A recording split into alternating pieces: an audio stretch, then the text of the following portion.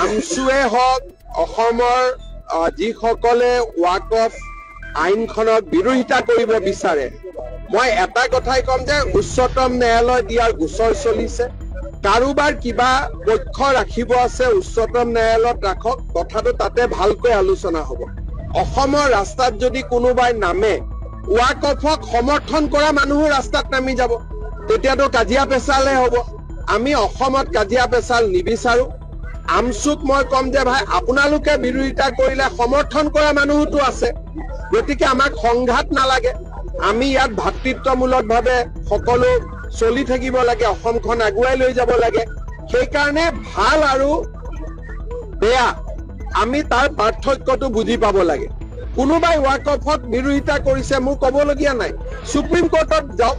সমৰ্থন কৰিছে তেওঁ সুপ্ৰিম কোৰ্টত যাওক। যেনেকে ৱাকফ আইনক আমি সমৰ্থন কৰিছো, যোৱাকালি সমৰ্থনত আমি সুপ্ৰিম কোৰ্টত গৈছো। আমচুৱে বিৰোধিতা কৰি সমৰ্থন যাওক, কিন্তু ৰাস্তাত একো কৰিব দিয়া নহ'ব। সুপ্ৰিম কোৰ্টত আলোচনা জাজে কৰিব, আমি ক'ত আলোচনা কৰিম? আমাৰতো কামটো হৈয়ে গ'ল সংসদত। গতিকে এতিয়া কোৰ্টৰ মজিয়াত জাজে আলোচনা কৰিব, জাজে বিচাৰ দিব, কিন্তু ইয়াত ৰাস্তাত লটং পটং নহ'ব। সেইটো কথা একদম আমি মানি ল'ব লাগিব।